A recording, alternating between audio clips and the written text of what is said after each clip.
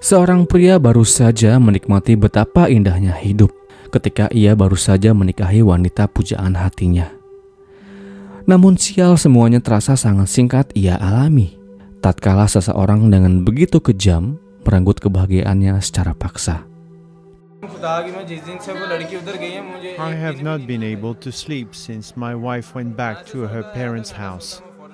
If her family wanted to kill someone, they should have killed me. Why did they kill my wife? Di dalam video kali ini, kita akan membahas sebuah kasus penghilangan nyawa demi sebuah kehormatan yang dilakukan oleh seorang ibu kepada putri gadisnya, dikarenakan sang putri telah melakukan tindakan yang mencoreng nama baik keluarganya, kastanya, dan kehormatannya. Kisah pilu ini hanya menyisakan sebuah kesedihan bagi pria ini, namanya Ahmad Khan. Sebab ia harus mengubur dalam-dalam berbagai rencana indahnya dengan wanita yang baru aja ia nikahi 5 hari yang lalu itu. Lalu apa yang sebetulnya terjadi dan bagaimana kisah selengkapnya? Jadi begini. Kisah ini akan kita awali dari cerita cinta yang pernah terjalin di sebuah daerah kumuh yang padat dengan kabel listrik dan kabel telepon yang saling bersilangan hingga menutupi langit kota yang sesak dengan asap kendaraan dan debu jalan. Kota itu bernama Lahore di negara Pakistan. Kisah manis ini menyelimuti perjalanan hidup seorang pria dan wanita beda kasta di tempat itu. Namanya Hasan Khan dan Zinat Rafiq. Muda-mudi di mabuk cinta ini telah memulai untuk saling jatuh cinta sejak usia mereka masih remaja. Saat itu di usia 12 tahun lah kali pertama Zinat bertemu dengan Ahmad, yang kala itu Ahmad sendiri berusia 14 tahun. Kawasan kumuh tempat tinggal mereka lah yang menemukan mereka berdua sebagai teman bermain awalnya. Rumah mereka hanya berjarak sekitar 2 blok saja dari pemukiman tua yang bernama Changi Amar Syahdu, Lahore, Pakistan. Benih-benih cinta di antara keduanya tumbuh bersamaan dengan seiring mereka bertemu dan bermain bersama. Terlebih saat-saat Ahmad melihat Zinat melakukan kewajibannya sebagai seorang muslim yang taat. Ahmad suka banget dengan Zinat tatkala ia sedang mengenakan penutup kepalanya. Cantiknya nggak ada obat. Seperti itulah kira-kira ungkapan Hasan untuk memuji kecantikan Zinat. Kekagumannya terhadap Zinat semakin bertambah ketika Ahmad tahu bahwa Zinat lebih memilih menghabiskan waktu sorenya untuk mengajari anak-anak di sekitar tempat ia tinggal untuk belajar dan membaca kitab suci Al-Quran. Kata Ahmad, Zinat hafal sekali ayat-ayat suci yang terdapat di dalam Al-Quran itu. Diawali dari saling pandang, keduanya kemudian sepakat untuk sama-sama mengikat hubungan mereka dalam sebuah janji, dan resmilah mereka berpacaran kala itu. Perjalanan dan perjalinan tali kasih yang mereka bina sungguh penuh dengan romansa. Zinat suka sekali bersuah foto dengan Hasan. Selain itu, Zinat juga suka sekali dengan musik dan puisi. Bahkan sampai-sampai Zinat pernah menuliskan kata-kata romantis untuk Hasan di atas lembar tisu, yang hingga kini mungkin Hasan masih saja menyimpannya. Namun sungguh, Zinat adalah sosok yang sempurna bagi Hasan. Ia kagum akan sifat pemalunya, ia juga kagum dengan gigi-gigi putihnya yang tersusun ketika senyumnya merekah. Sebaliknya Zinat pun sama, memiliki kekagumannya sendiri terhadap sosok Hasan yang dinilainya memiliki sifat melindungi dan sangat peduli terhadap Zinat. Namun sayang di balik semua itu, di balik kisah-kisah romansa yang tercipta di antara keduanya, terdapat sebuah masalah fundamental, atau tepatnya masalah klasik yang merundung perjalanan kisah cinta mereka. Parveen Bibi adalah sosok di balik segala permasalahan cinta yang saat itu dijalani oleh Ahmad dan Zinat. Parveen Bibi adalah ibu kandung dari Zinat Rafiq. Ia tentu tahu jalinan cinta yang dijalani oleh putri bungsunya itu. Bahkan kadang sesekali Ahmad juga pernah mampir ke rumah Zinat untuk menjemput Zinat atau sekedar lewat saja. Alasan sang ibu Parveen Bibi tidak merestui hubungan keduanya adalah Ahmad sendiri merupakan seorang pria yang berasal dari etnis Patun. Sedangkan ia dan keluarga besarnya termasuk Zinat berasal dari etnis Punjabi. Etnis Patun dan Punjabi seringkali menemukan titik di mana kedua etnis ini saling memiliki perbedaan sudut pandang dalam melihat status sosial hingga masalah kasta. Dalam sejarahnya, etnis Patun merupakan penduduk yang berasal dari wilayah bagian selatan negara Afghanistan. Sedangkan Punjabi sendiri adalah penduduk asli dari negara Pakistan. Walau secara agama dan kepercayaan adalah sama, namun hal itu bukanlah berarti semuanya akan baik-baik saja ketika salah satu anggota keluarganya memiliki atau berniat menikah dengan seseorang di luar etnis mereka.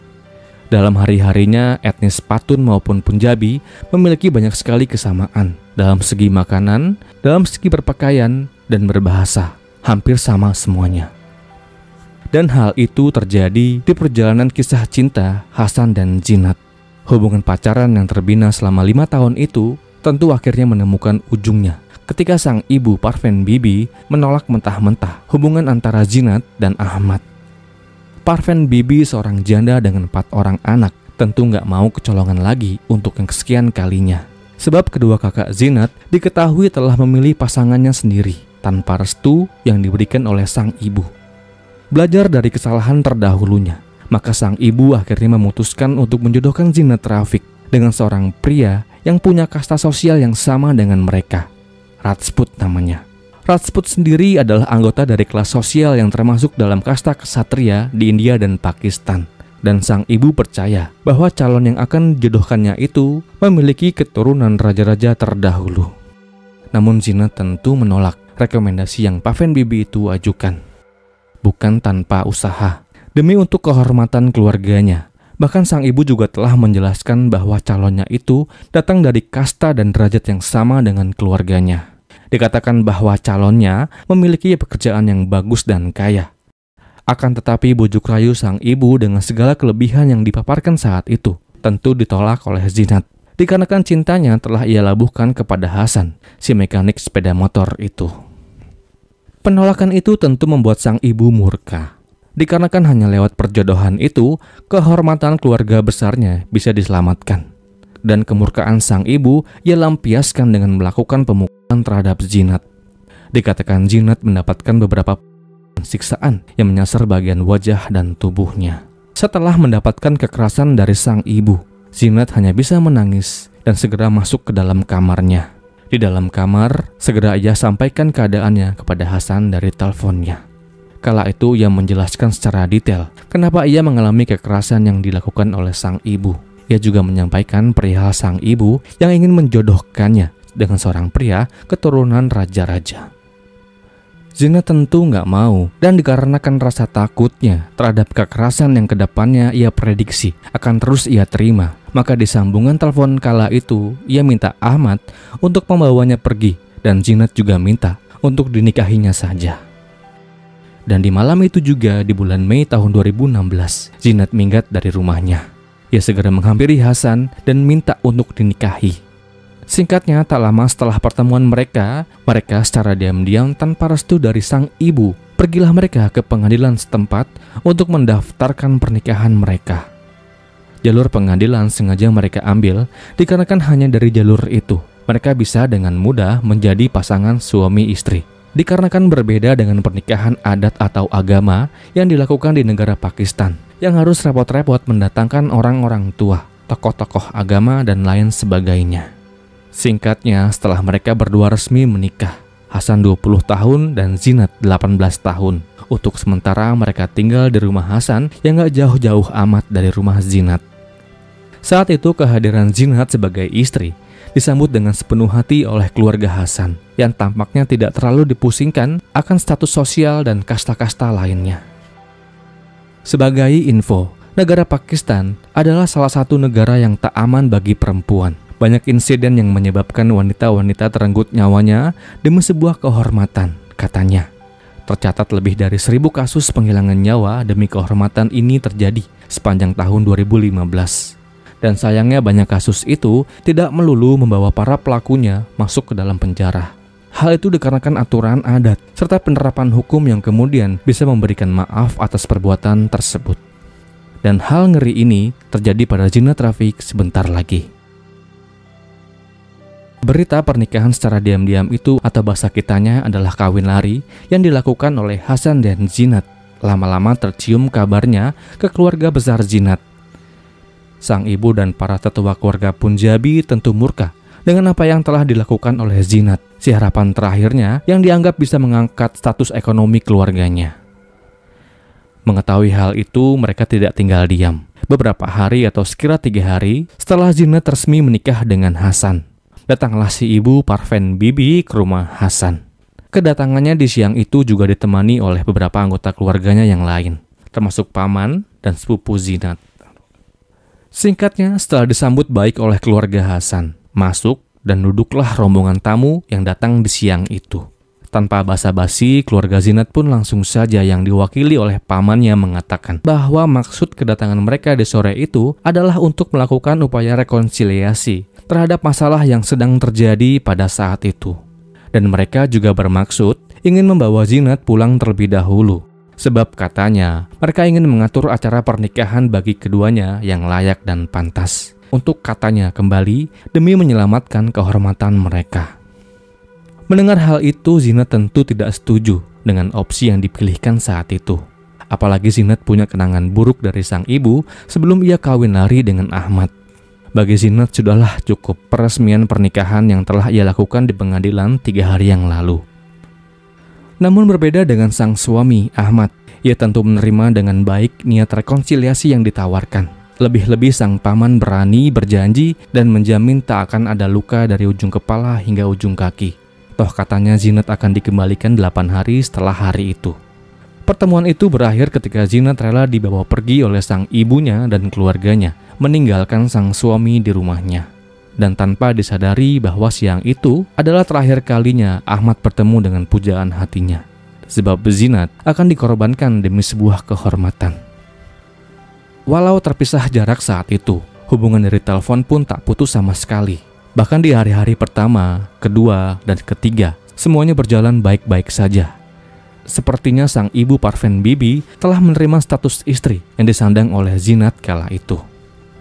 Namun di hari keempatnya, Zinat di pagi itu menelpon Ahmad dengan nada ketakutan.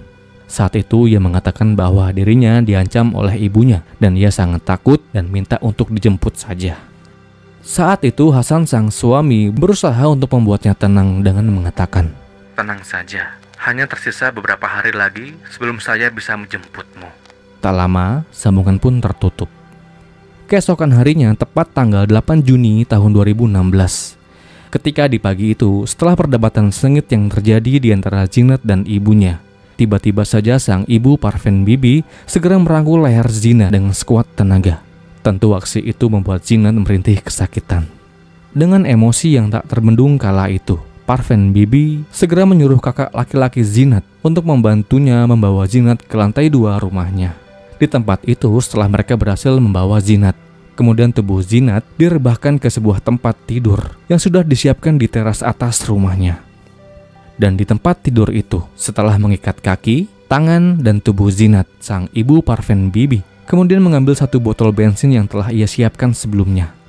Setelah bensin tersebar di hampir seluruh tubuhnya, ia ambil korek, dan dengan korek itu, ia bakar hidup Zinat yang terikat di tempat tidur di pagi itu.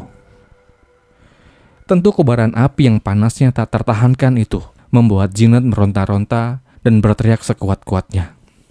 Namun apa daya, ikatan kuat yang membelenggu kaki, tangan, dan tubuhnya tak bisa membuatnya berbuat banyak. Dan di hari itu juga, si pengantin baru itu dipanggil Tuhan yang Maha Kuasa. Saya pun turut berduka cita. Para tetangga yang melihat kobaran api yang sempat membesar itu tentu panik dibuatnya. Usaha mereka menghampiri sumber api yang mereka tahu berasal dari atap rumah Parveen Bibi terhalang oleh rumahnya yang tergembok di pagi itu. Tidak banyak yang bisa mereka lakukan saat itu, kecuali hanya diam dan menunggu dan berharap tak terjadi hal yang buruk. Di tengah-tengah penantian, para tetangga yang berkerumun di depan pagar rumah Parveen Bibi, tiba-tiba saja pintu itu terbuka. Disusul dengan keluarnya Parveen Bibi dari dalam rumah dengan tergesa, membuka kerudungnya dan berkata sambil menepuk-nepuk dadanya, "Saya telah membunuh anak saya demi kehormatan. Saya telah menyelamatkan kehormatan saya, dan dia tak akan pernah lagi mempermalukan saya." Mendengar hal itu, beberapa orang tetangga kemudian berusaha masuk dan memeriksa tempat yang mereka curigai sebagai sumber api. Dan benar saja saat itu seorang tetangga baru aja melihat tubuh itu menghitam bersama dengan serpihan-serpihan bekas tempat tidur yang ikut terbakar.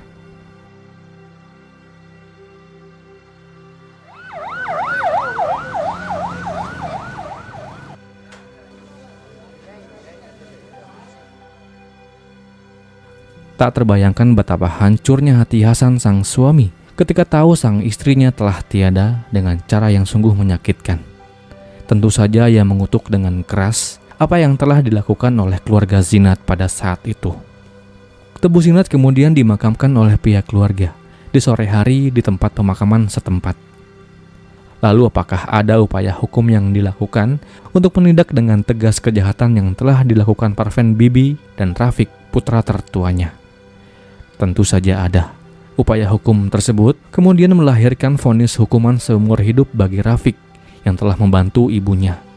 Sedangkan untuk Parveen Bibi mendapatkan hukuman mati atas segala kejahatannya. Ia kemudian diserahkan ke regu tembak tanggal 15 Januari tahun 2017. Dan itulah akhir kisah cinta beda kasta yang terjadi di negara Pakistan. Semoga hal ini tentu bisa memberikan kita pelajaran yang tersirat. Dan kisah ini pun berakhir.